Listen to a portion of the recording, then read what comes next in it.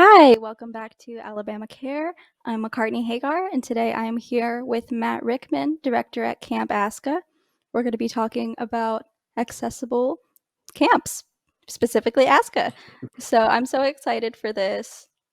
So Matt, go ahead and introduce yourself. Yeah, well, first of all, McCartney, thank you so much for having me today. It's an honor to be interviewed by you, and I've known you for Oh. several years, and so no, this Yeah, is it's an honor great. to interview you too. You're like a celebrity.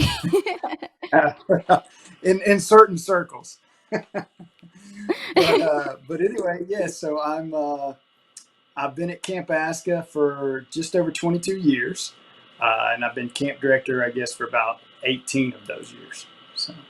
Wow. That's kind of amazing. See, I've been going to camp since I was 6, and I'm about to be 19. So, and you've been there all those years that I've Yeah. been there. So I was wondering how long you've been there and all that kind of stuff. And as I mentioned earlier, you're kind of like a celebrity among certain circles, specifically the disability community in Alabama. I brought this up to some people from camp that we were going to do this today, and they were like, "Really?" Well, thank They're you, all thank you. I pretty. appreciate it. It's no exaggeration. So, Uh, if you guys don't know about Camp Asca, I feel like a lot of you probably do, but Matt, if you want to kind of give us an overview of what it is and your role and all that kind of thing. Sure. Basically, we're an Easter Seals camp. We're involved with the Easter Seals of Alabama, and ASCA stands for Alabama Special Camp for Children and Adults.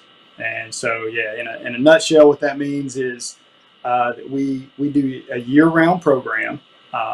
Summer's obviously our busiest time, and during the summer months, we do week-long camps, residential camps for children and adults with intellectual and/or physical disabilities. So we serve as young as 6, like yourself when you first started here, and we go all the way to 86.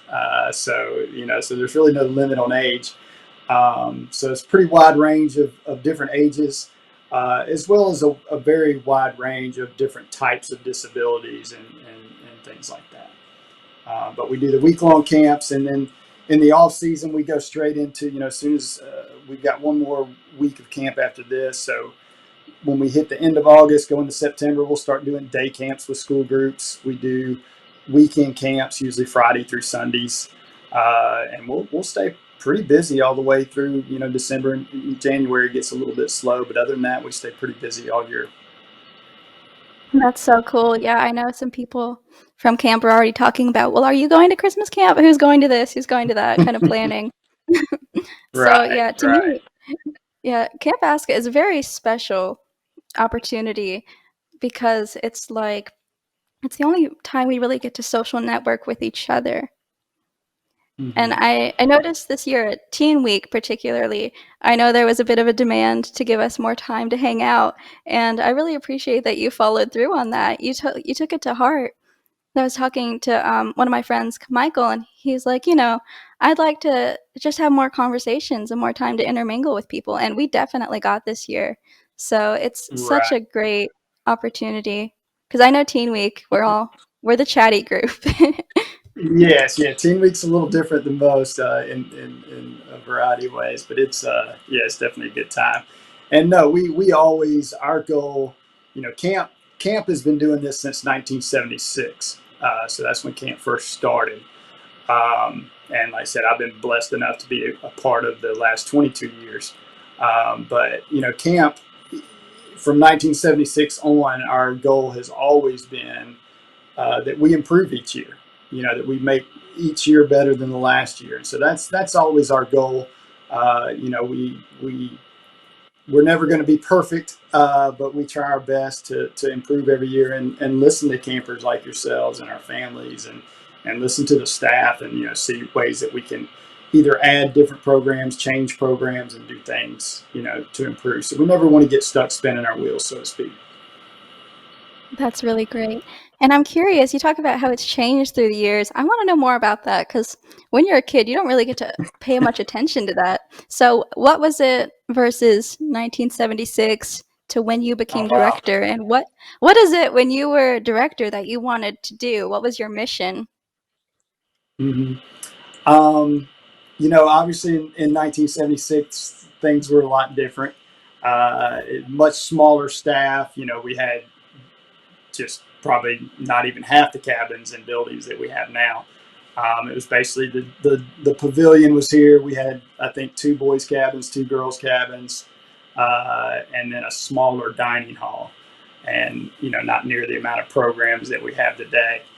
So, once camp kind of got its stride and got going, good in the 70s and 80s, they started adding new programs, the fishing pond, the demo farm, horseback, and all of those things. And then we started building zip lines and ropes course. And, so when I first started working at camp in '98, I was the outdoor adventure director, and so I was over the ropes course and those things. And I remember the first thing I was ever involved in as far as building was we built the zip tower.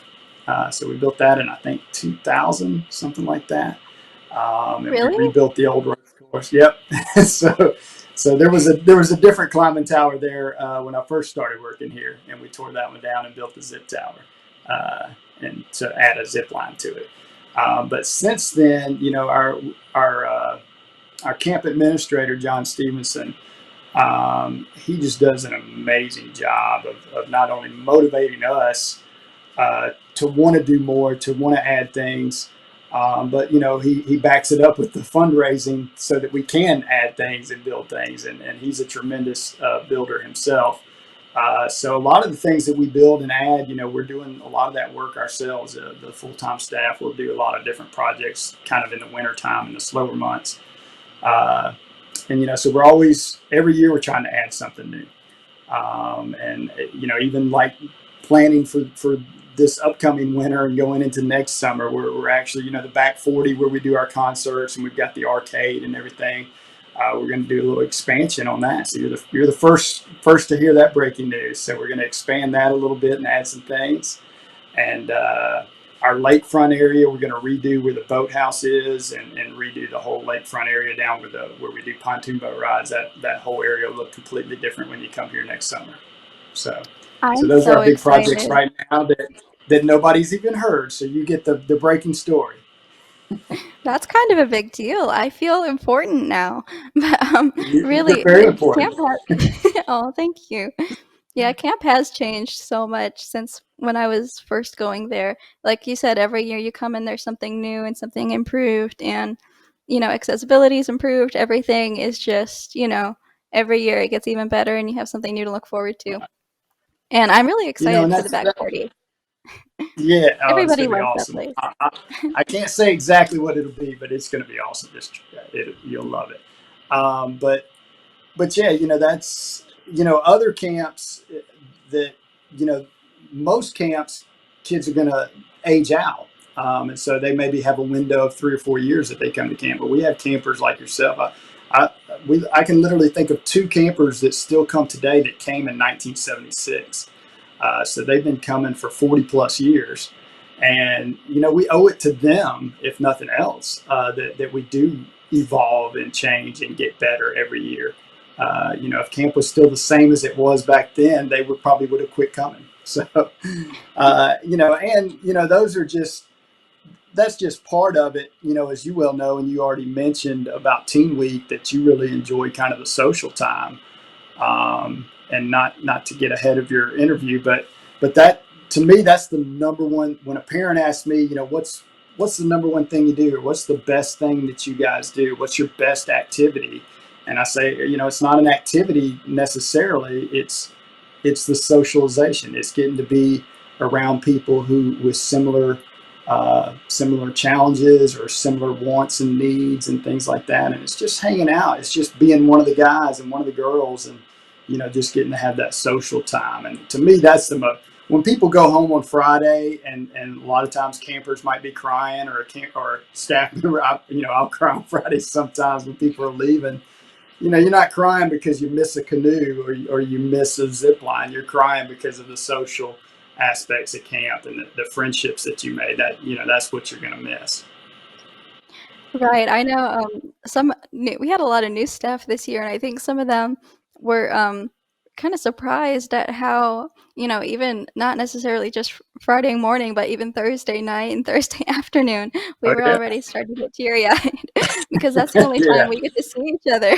It's so important to us right. to have that. And I don't think, Those like are you said, it's not a canoe that we're going to miss. Although right, I do miss zip right. lining. That was fun. Yeah, yeah. I mean, the fun is obviously a big part of it, but it's really it's the people. It's I say it all the time. It's the campers, it's the staff, it's the people that make the program. Yeah, I think that's definitely true. So, real quick, I'm going to go see what's going on in the comments. If we've got any camp people watching today, let's see.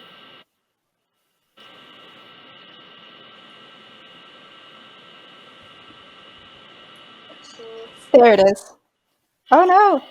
Hold on, let me turn my volume down. Okay, we're good to go.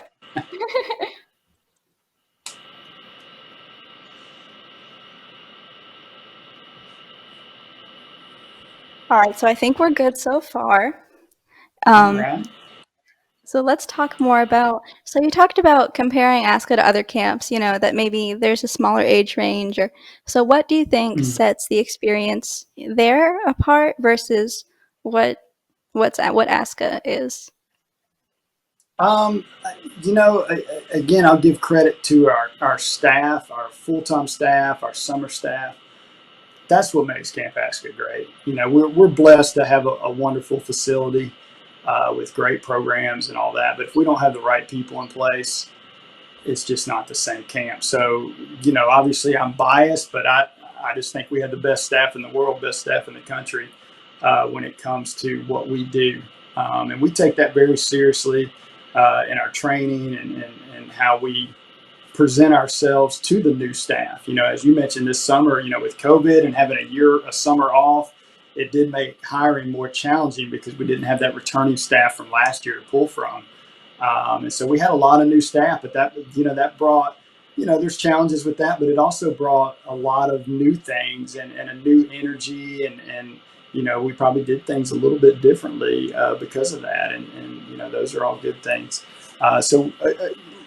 Like I said, we're always trying to move forward and do those things. I think the other thing that separates Camp Asca, um, and there's some fantastic camps out there and organizations that serve people with disabilities, but not all of them, offer the individual experience where you can come, your parents, you can fill out an application just like anybody else in the country and go to camp. Just like I went to camp when I was a kid. My parents just signed me up and I went. I didn't have to be part of an organization. I didn't have to come with a group. I didn't have to provide my own caregiver when I went to camp. And that's what we provide. So a lot of camps, aren't able to do that. And so you'd have to bring your own attendant or something like that. So that's one thing that separates us from some camps. And then the other thing is that like I said, we've been doing it since 1976. That's what we were designed to do. We didn't start off as one thing and changed our mission later. That's what we've always been here to do, is serve people with disabilities in a camp experience. And we do it year round. We don't just do it for 1 week or 2 weeks out of the summer or this or that. And nothing against those who do that, because like I said, there's some fantastic organizations who do that. But we do it year round. I mean, it's what we do. We immerse ourselves in it, and it's all we do. So yeah, I feel like, again, we don't have perfection, but we've gotten really good at what we do. I definitely agree. And I know I'll be talking with people, especially at school and things where people may not be familiar with camp. I'll be like, oh, there's this guy I know. He got promoted to full time staff. I'm so happy for him. They're like, how does a summer Yeah, camp have full time people? Isn't it just like a right, few weeks a right. year? I'm like, you have no idea. Yeah, And I'd like to and start that's going to some more stuff. a lot of other camps. I go to camp conferences and things like that, and yeah, you go to a camp conference and you'll talk to somebody from a camp, and it's a different person every year when I go. And they just have that turnover rate, and I think that's what's been great for us, is especially our full time staff. We have a core of people who have been here for a long time. And then even our summer staff, usually again in non-COVID years, we'll have you know, we'll average about 40 to 50% of our staff will be returning staff from the summer before. It's always good to see people coming back. It's really nice Yes. because you get to like people grow up with you, like especially some of your kids even that work there now. Yeah. Yeah. After COVID No, coming both. back, it's like, whoa, you're so grown up. They're like, you're so grown up. Yeah. No, it's been a blessing for me to get to watch not only staff like that kind of grow and evolve, and but like I said, campers like yourselves, I get to watch you guys grow up too. So it's been a really fantastic to witness it all. Yeah, it's really fun to be able to come back. I feel like it's sort of a family type thing, especially the people that have been Hmm. there a long time. And like some of the Yeah, definitely. nurses that have had kids and they're celebrating their birthdays while they're there. And it's like, oh my gosh, I remember before you were around or when you were a baby. It's It's like weird. It's weird. it's its own little community. And it's, Definitely. and I love that it's not just one type of disability because I feel like a lot of programs and organizations get caught up on diagnosis. But some Right. of my right, and I feel like that's so limiting sometimes. Because sure, you want people that you can relate to, but that doesn't just mean sometimes the people you relate to most don't look anything like you. And that's something I That's right. think I think that's something campers and staff have to learn is that Hmm. maybe you think the person that looks the most like you or has a disability that presents the most like you isn't going to be maybe the person that you really connect with. And I think keeping an open mind That's about that is right. so important. Yeah, that's what makes camp great. That's what makes our world great. And no, I 100% agree. And that's one of the first things we talk about in our orientation with the staff is don't, you know, sometimes people are nervous about, oh my gosh, I'm coming here to work and it's people with disabilities. And I'm like, don't just focus on the people. Because that's what all it is. It's people. We're not worried about the disability. Uh, and everybody's an individual, and just don't, like you said, don't worry about the diagnosis and all that. Just focus on the person. Right, we're not just a science project. We're here to Exactly. Exactly. here to have some fun, get into some trouble, do Yeah, some that's right. stuff that people are probably going to be pretty amazed that we did.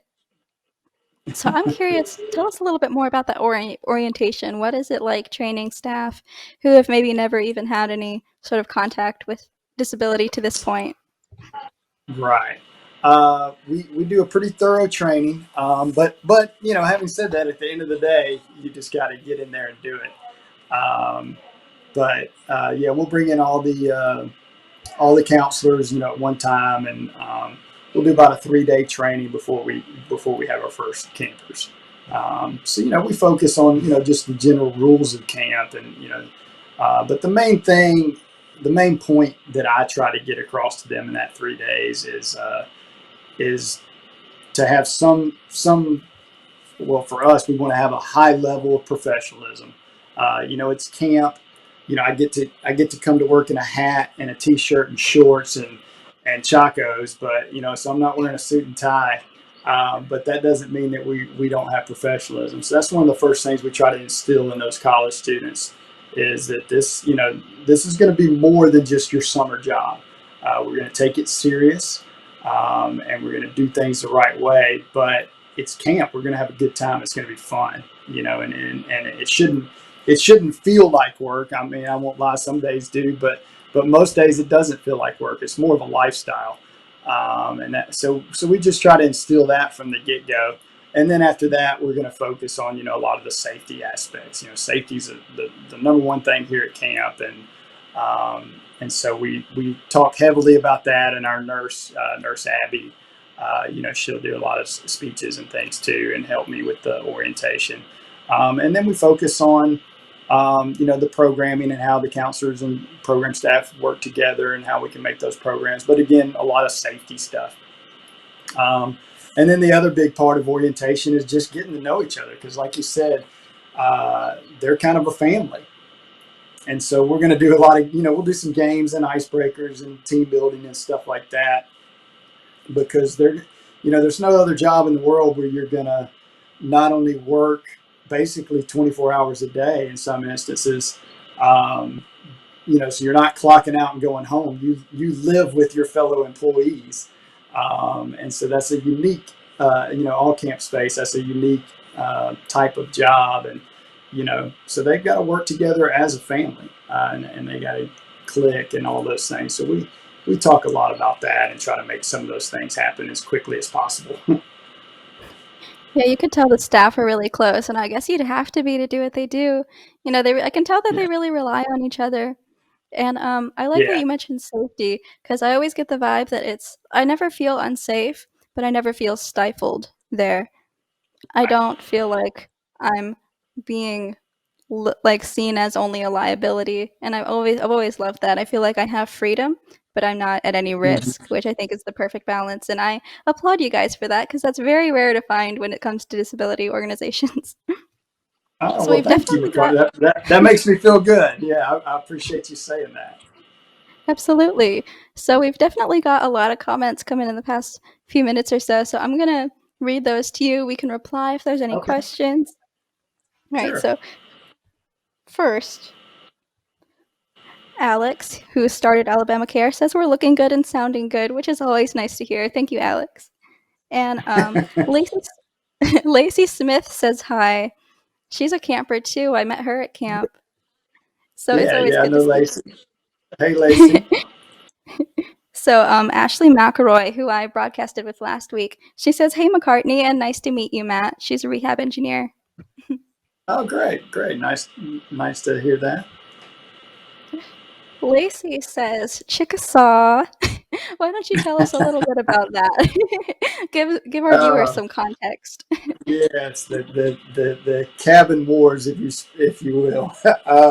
Every week we do we give a big award at the end of the week for honor cabin, and so each cabin's kind of in a friendly competition with each other to kind of based on who has the most spirit, who's doing the best that week, whether it's staff or campers.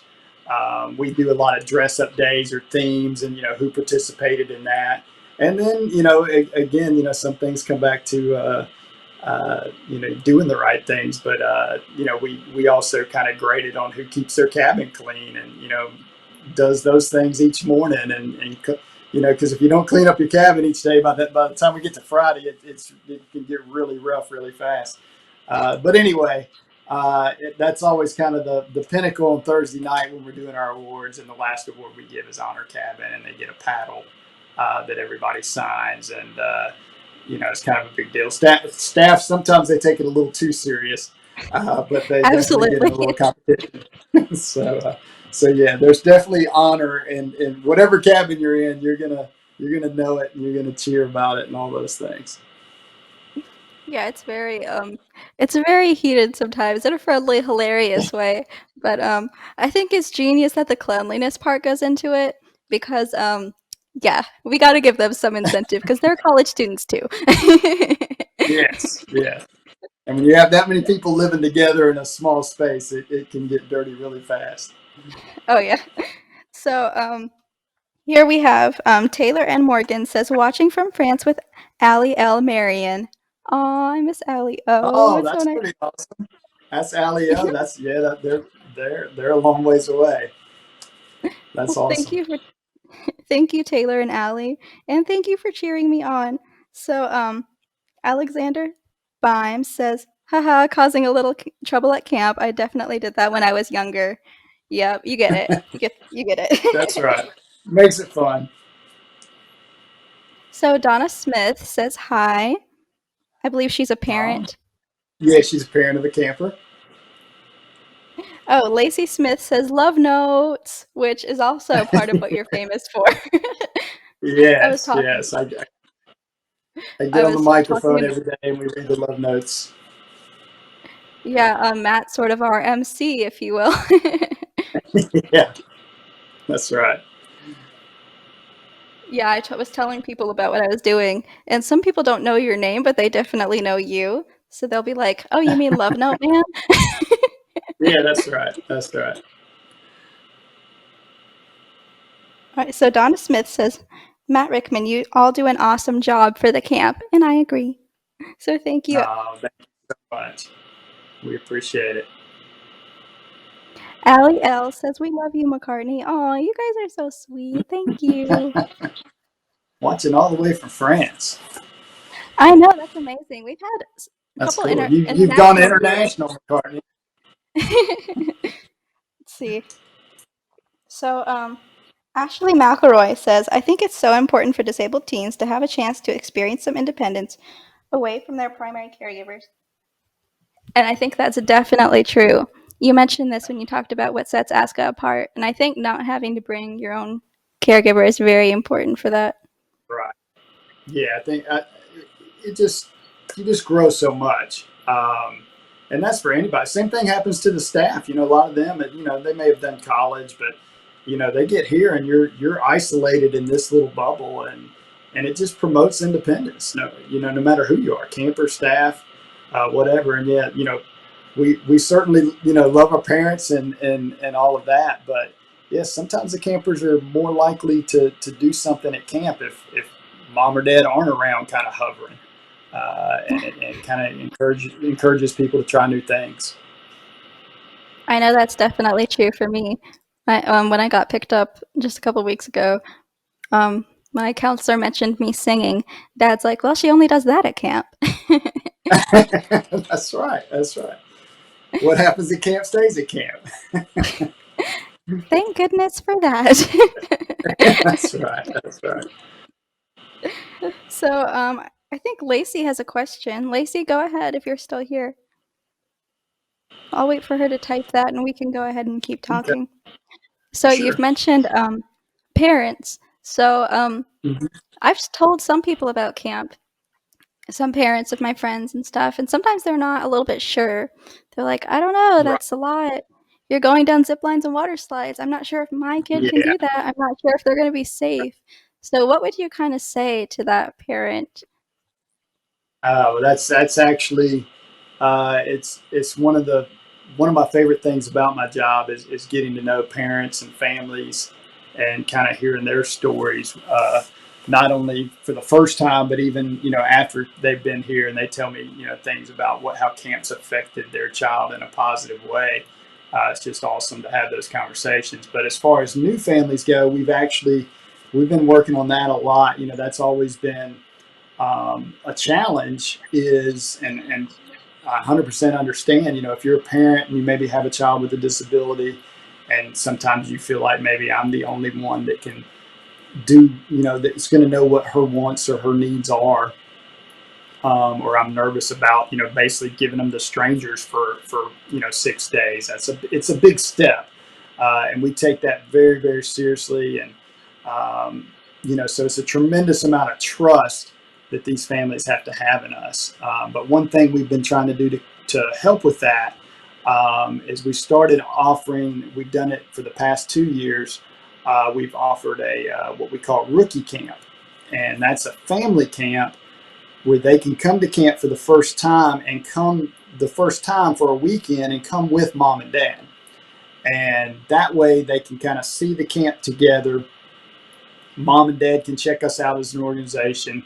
We'll set up some Q&A time for the parents where they can talk to me and our nurse and counselors and ask questions and do all those things. But basically have a weekend at camp. It also gives us a chance as an organization to assess that camper, because we do have certain guidelines. There are certain types of behaviors that don't work at camp, and so we want to be able to have honest conversations with a family of, if he was to come to camp by himself, we'd need to work on this behavior or that behavior before they could come and live in the group setting.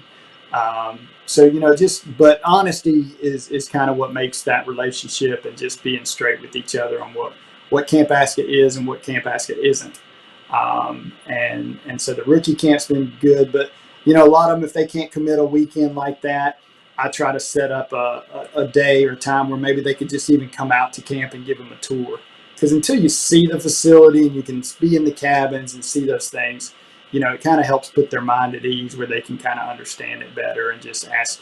But I'm always available. I mean, I give out my cell number anytime, weekends, night. I'll talk to anybody anytime about camp and try to answer any questions that they have. And of course, we do presentations. We have a little program called Asca on the Road where we go into schools, and Cotney goes into schools, and we'll speak to different groups, and we'll invite parents to ask questions. And, essentially trying to recruit first-time campers is our goal with that program.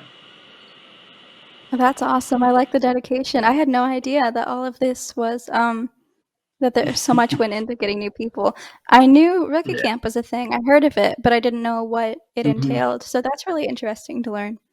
So, Yeah. Lacey Smith has a question. Is Christmas weekend on? Is that still Uh, happening? that is a good question. It is on. In fact, let me grab my calendar and I can give you the date. I don't think we've announced the dates, but you're groundbreaking the date, McCartney, with all this information. Um, we are looking at, and don't 100% quote me on this because it's not written in stone. It should be the December 10th through the 12th weekend. And unfortunately, the only unknown right now, with COVID kind of kicking back up, so to speak, is whether or not we did Christmas weekend last year, but we had to offer it as a family camp, and we didn't have staff that were doing personal care, and so that way we didn't had to have staff live in the cabins.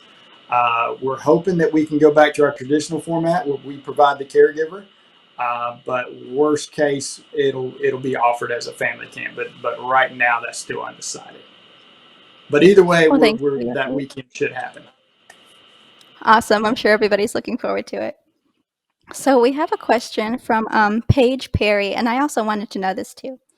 Can Matt That's the describe how he sister of and a camper. Dana? Oh, nice. Can Yep. Matt describe how he and Dana made their way to Asca and talk about what it was like raising your family on the campus of, quote, the world's largest fully accessible camp? And is that a Oh true wow. statistic? She wants to know if it's the world's largest Oh, and the also all world's that other stuff. largest? I don't know that. I know we've boasted that from time to time. I think it depends on how you define world's largest, whether it's by acreage or the amount of people served or something like that. But I know back in the day we used that in our promos and stuff. But if I'm being honest, I don't know if that's true or not. But it'd be hard to disprove. I Again, I'm biased. I think we're the world's best, so I'll leave it there. Um, but anyway, as far as gosh, I have to talk about myself. How me and Dana met in college. We both went to the University of West Georgia, and I ended up doing my internship here at camp. Um, and my degree was in therapeutic recreation. And Dana had already graduated, and she was actually working. She was running like a battered women's shelter and a rape crisis center in the college town that we lived in. So she had experience with raising money and doing the PR side of things and grants and things like that. But anyway, uh, camp offered me a position after college. It was actually about a year after college. I went and worked at uh, Tuscaloosa Park and Rec, and I was doing their therapeutic rec programs for about a year. Um, and me and Dana were about to get married, and then I took the job back here at ASCA. And then after we got married, they ended up hiring Dana to do marketing and communications. And so that's how it all started. And then yeah, both our children, Zach and Andy, were born here. They've grown up here at camp, lived here their entire lives. And now Zach's going to be a junior at Auburn, and Andy's a senior in high school. So uh, I think I think both my children would tell you they've thoroughly loved growing up here. I think it's made them very well-rounded people. And again, I'm biased, but I think it's made them two wonderful children, and I'm so proud of both of them. And now it's really cool because now they're old enough to work here. So not only growing up seeing camp and getting to live here, but now they're working here, and I think they have a true understanding for what Camp Ask is all about. And lucky for me, I think they love it even more now that they're more involved in it. It was so cool to see Andy on the PR staff this year. People were telling me, "Oh, that's Zach's sister." I'm like, "No way!" But yeah, she did a Yep. great job, and Zach's always done a great job. Everybody loves him. We, Oh, well, thank you you. know, absolutely. I believe he won, like, Counselor of the Week a couple of years that I've been there. Yeah, So, yeah, yeah, that was pretty. And this year he was a unit leader. He's actually he's missing his first week of classes this week because we still needed some help, and so he stayed, and it probably should be in school right now. So yeah, I'm starting school in a couple days. It's scary. I'd rather be at yeah, camp too. absolutely. So we so we actually have another question from Paige Perry.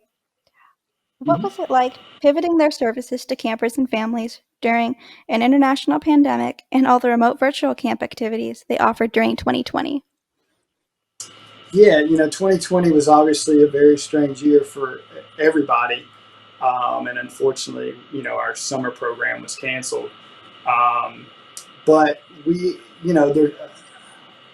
our philosophy is, um, there's always a silver lining. There's always something to learn from, and so by having to not be able to have camp in person, yeah, we did start to do some of the virtual things.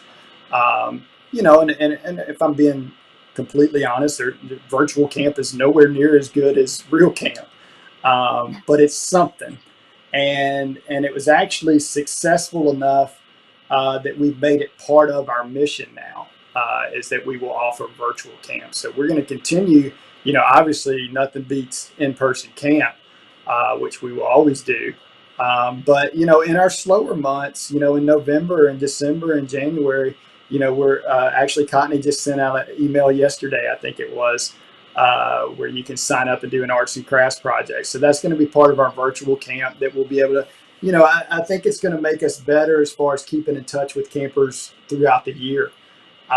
And so that's one positive that came out of the mess that was 2020.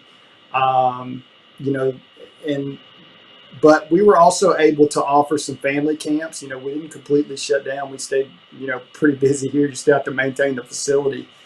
And then we started, coming out of it doing family camps and weekend camps. And, before we knew it, we were doing camp again. And that's what we're going to try to do. Like I said, I'm knocking on wood here.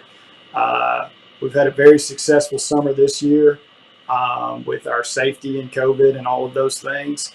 And so we're about to wrap up summer, and we intend on going straight into our weekend camps and just keep on going, and just pray that this thing will get straightened out at some point and we can get back to normalcy. But we feel like we're keeping it pretty close to normalcy as far as what we've always done. It felt like camp this year. And Yeah, I love the virtual camps. I think that's great because I know some people maybe haven't been able to come because of health reasons or something like that. So it still keeps right. everyone involved, even if they can't That's be on camp. yeah. So I'm excited Anything for where that. we can, right. The more campers we can reach in whatever capacity, the better. The better that is. I'm so excited. I'm going to try and sign up for that arts and crafts box. I saw that email Yeah, yesterday. good. So, another question from Miss Perry is, how did ASCA come about? Like, who founded it and what's it been like for them? Okay. It, the idea of camp, like I said, the very first summer was 1976, but the idea of camp began, I believe, in either 1968 or 1969, and it was the Alabama Society for Crippled Children and Adults. That's what ASCA stood for back in the 60s and 70s. And so it was Alabama Society for Crippled Children, and they started the idea of doing a camp for people with disabilities. So they began looking for the land and where are we going to put this camp, and they came upon Jackson's Gap, Alabama, on beautiful Lake Martin. And the original founders, so to speak, there wasn't a road out here to camp, so there was nowhere to get to this piece of land. So they actually, when they first looked at the land here, they had to come by boat. and looked at the land and decided that this would be the place that they would have Camp Asca. The land originally was Alabama Power owned, and I believe somewhere in the early to mid '80s, uh, Alabama Power donated the land to Camp Asca. Now, before that, we were leasing the land, but I mean, literally, I think they were charging us $1, just so that it would be a lease. But then they donated the land specifically for our mission and what we do. So that's the only thing that this land is allowed to be used for ever. That was a contingency of the donation, was that it would be used for a camp for people with disabilities. That's so great. I'm so glad that the land was saved because it's such a beautiful location. I look forward to going and just seeing the water. It's very peaceful every year. One of Right. my favorite No, spots is like at the base of the water slide. There's this little area where you can just kind of hang out, and they have tubing over there, and you can see this little island and such a nice view of the water. It's so peaceful. yeah, I'm glad yeah, that's it been is. saved.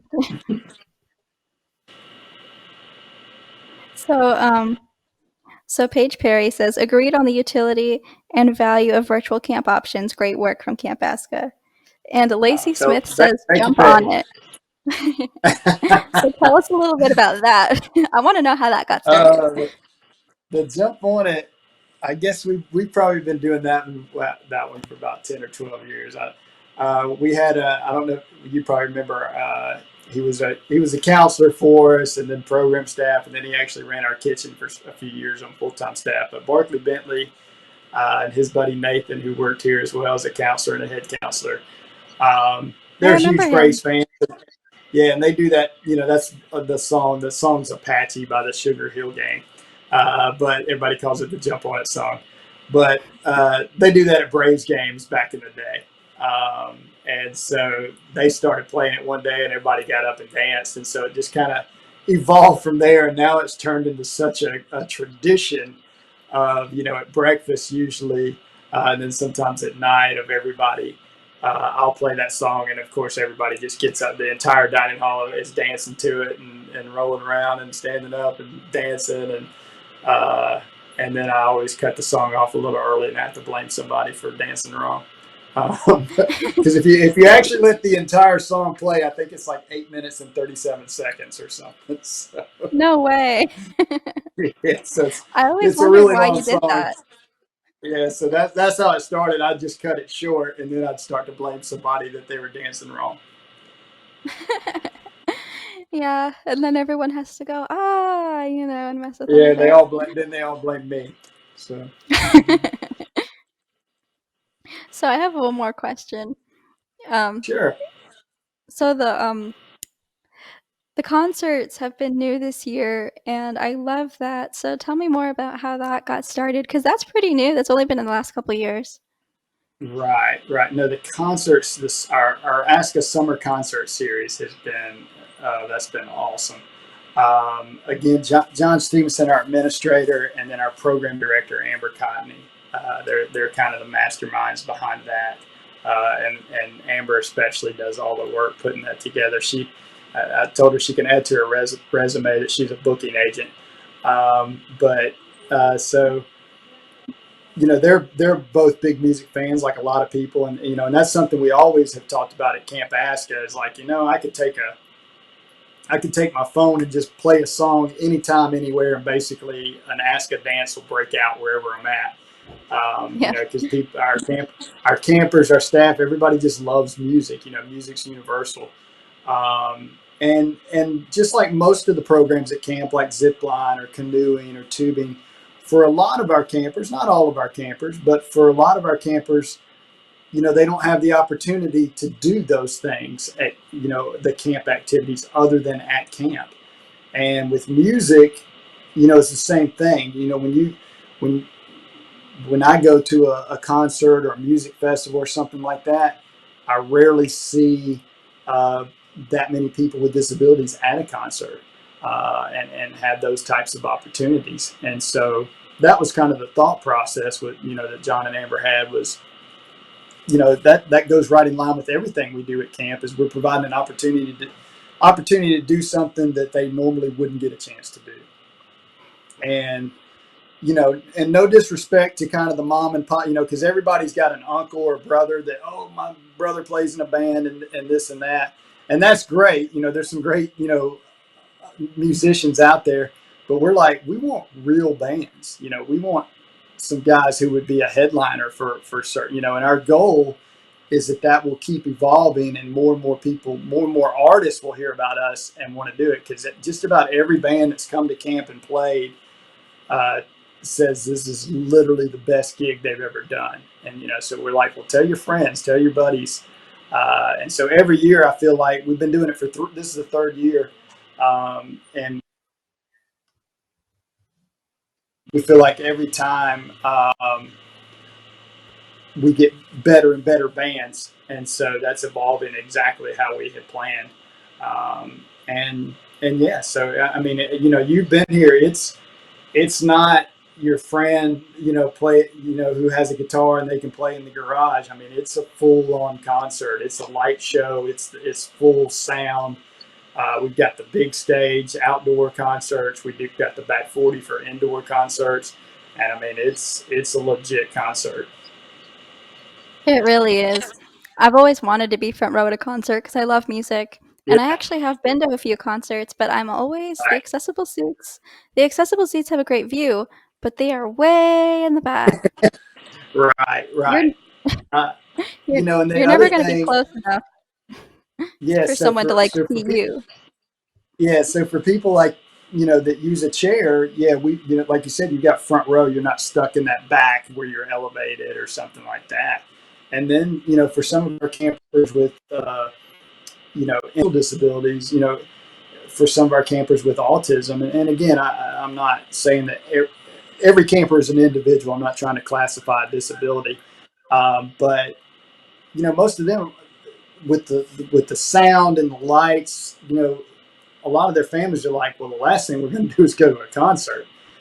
And I'm not saying that is for everybody, but a lot of our campers who you think would not enjoy a concert, yeah, they really enjoy a concert. And for many of them, it's the first time they've ever been in that situation, and it's because we made it was here, and it was possible for them to do that. So and that's the other thing with especially our outdoor venue, is we've got headphones for some of our campers with sensory issues, and they can get further back away from. They can get as far back away from the stage as they're comfortable with.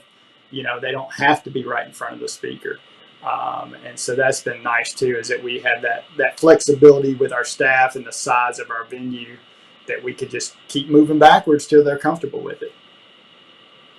And that actually works at the back 40 too. That's an indoor venue, but in the back it sort of has an arcade. So I've noticed some people, maybe if they're Right. not into the concert vibe, they have that option. So Yeah. yeah, and with Yeah. the ear defenders and all the options, it's really accessible, and it makes me personally feel a lot more comfortable maybe dancing or doing something like that, you know. No, it's a So good time. I want to acknowledge Joseph Wasson is here in the audience.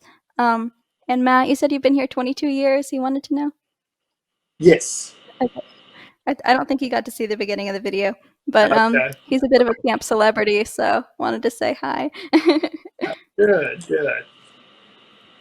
And Lori Williams as well is here. Oh yes, Lori was just here a couple weeks ago. Yeah, I was there with her. It was really fun. It's so great, like seeing these people and growing up with them, and you want to see what they're going to get up to next, you know? Oh yes. So it's been really great interviewing you. Is there anything else that you want to tell? You know, we have campers in the audience, we have family members, we have maybe potential, Yeah, future campers.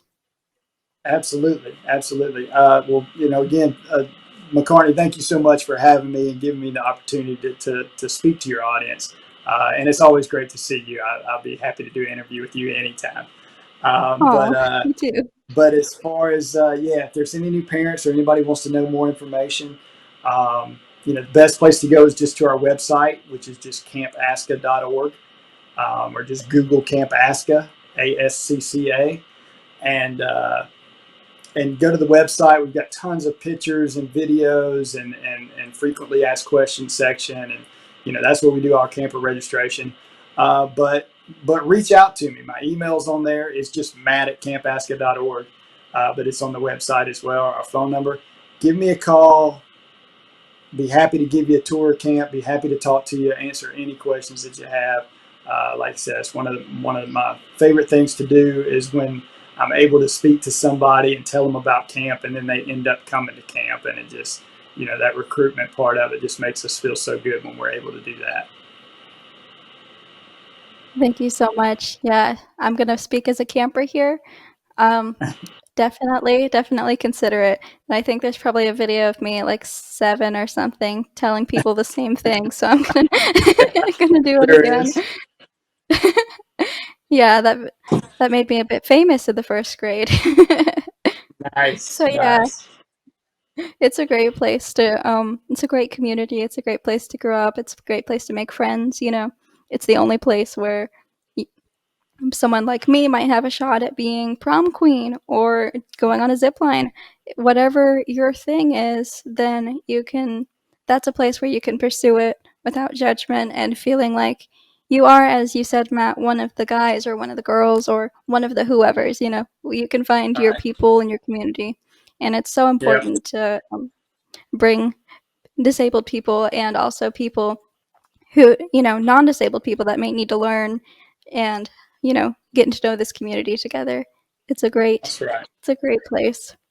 So thank No, you I everyone for appreciate it. watching.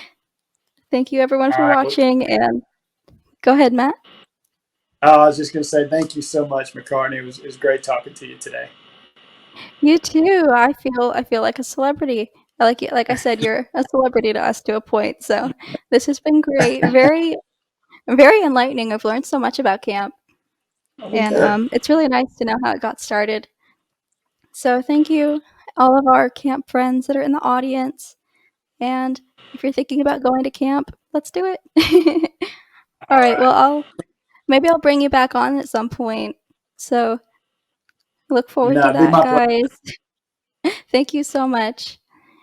All right. So I guess I'm gonna. Any last words? No, that's got me. Thank you. Thank you again. All right. Thank you as well. All Have right. a Take good care. night. All right. Bye.